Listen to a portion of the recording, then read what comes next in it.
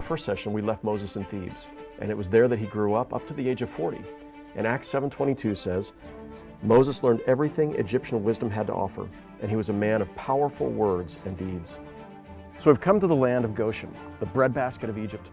And we've come here because Moses came here at the age of 40, grown up in the lap of luxury, educated by the finest teachers, grown up in Pharaoh's own house in the midst of wealth and power, and yet he'd always known that he was an Israelite who was adopted into Pharaoh's household.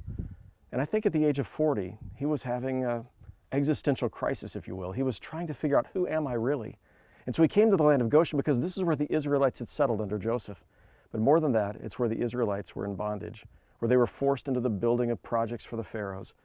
And when he arrived here in the land of Goshen, he immediately encountered an Egyptian who was beating an Israelite slave. And so what he did, the feelings of justice begin to permeate, they begin to well up within his heart, and he decides that he has to do something. One day, after Moses had become an adult, he went out among his people, and he saw their forced labor. He saw an Egyptian beating a Hebrew. He looked around to make sure no one else was there. Then he killed the Egyptian and hid him in the sand.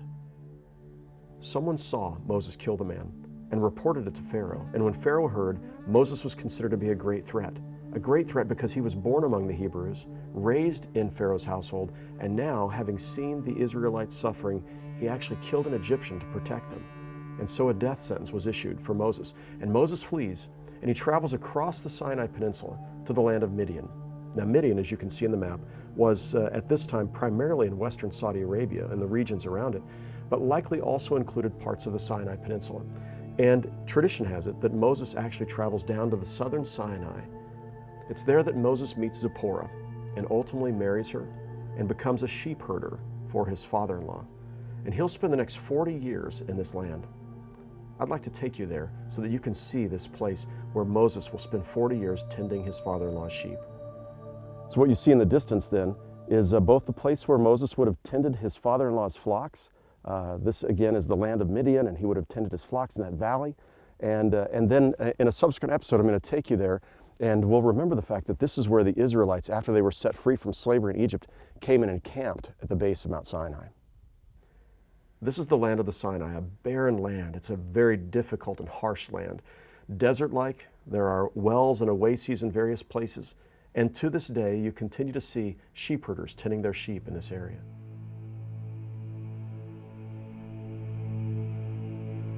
I want you to imagine the man who'd grown up, a prince in Egypt, living in the beautiful city of Thebes along the banks of the Nile River, now spending the next 40 years of his life living here in this barren wasteland.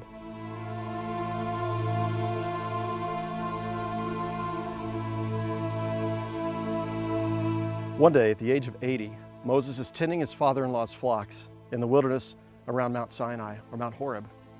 And as he's tending them, he notices that there's a bush that's set aflame, and he goes to see what's going on, and the bush is not consumed by the fire. He hears a voice coming out from the bush saying, "Moses, Moses," and he's terrified. "Here am I," he says. And then he hears these words, "Moses, take off your shoes, for you're standing on holy ground." So Moses removes his shoes, his sandals. And then he says, "Who are you?" And the voice from the bush says, "I am the God of your fathers, Abraham, Isaac, and Jacob. I've heard the cries of my people, Israel, suffering in bondage in Egypt. And Moses, I've chosen you. I've chosen you to set them free." In our own lives, we're meant to, when we look at the Moses story, part of what we're meant to ask is, where is God calling us? Are we paying attention to the places where God is inviting us, beckoning us, calling us to be a part of His work and His purposes? And we're meant to remember that Moses, though he argued with God in the end, finally said, "Okay, I'll go. Here am I. Send me." In the 300s, a monastery was built at this location that marks the place of the burning bush and where Moses experiences his call. We're at St. Catherine's Monastery at the base of Mount Sinai. It was built in the 4th century. St. Helen, the mother of Constantine, was actually the person to build the first church here, recognizing the importance of this place as the location where Moses first met God. So we're going to go inside and tour the monastery. Let's take a look.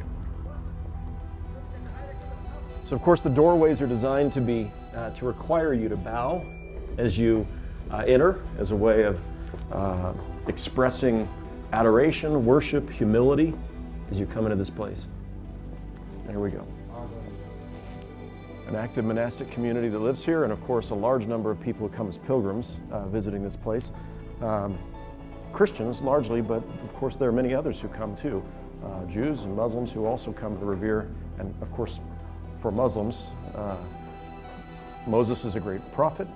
For the Jewish people, he is their founding lawgiver, a prophet, lawgiver, and this place represents Judaism's defining story.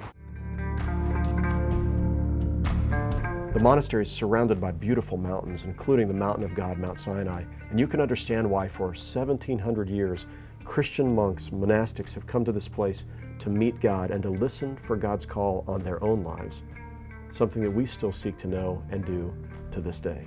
Here we find the 4th century church that St. Helen built in honor of Moses and his encounter with God in the burning bush in this place. And though we can't go inside, it's forbidden to take cameras inside. I've been inside, it's beautiful. But this is where people, well, from the time of Moses, so for 3,200 years have encountered God in this place, in this valley, surrounded by the mountains, with Mount Sinai behind us here. And today, pilgrims still come here to meet God. So as you come through the monastery, on the back side of the chapel, you find this bush. It's, they call this the burning bush. It's unique. It continues to grow and grow, but has never been watered by the monks. And they claim that sometimes at night they'll see lights flickering inside of it. Exodus chapter 2, verse 16 says this, "Now a priest of Midian had 7 daughters, and they came to draw water and fill it from a well. Some shepherds came along and drove them away, but Moses got up, came to their rescue, and watered their flock." And of course, one of those young women was a woman named Zipporah, who would become Moses' wife. And this well, located within the confines of the St. Catherine Monastery, is said to be the well, Moses' well, where he drew the water and provided it for Zipporah, his wife, or his future wife. It was here in the wilderness, in front of that burning bush, that God spoke and revealed himself to Moses. And he said these words, "I am the God of your father, Abraham's God, Isaac's God, and Jacob's God." Moses hid his face because he was afraid to look at God. Then the Lord said, "I've clearly seen my people oppressed in Egypt. I've heard their cry of injustice because of their slave masters. I know about their pain. I've come down to rescue them from the Egyptians. So get going. I'm sending you to Pharaoh to bring my people, the Israelites, out of Egypt." I love this text because it tells us that God sees our suffering. He hears our cries. And he knows our pain, and he longs to do something about it. But I want you to notice what it says. God doesn't send angels to go deliver the Israelite slaves. He sends an 80-year-old stuttering sheep herder who's a fugitive from the law. He says, "Now you get going. I'm sending you." God still works in this way today.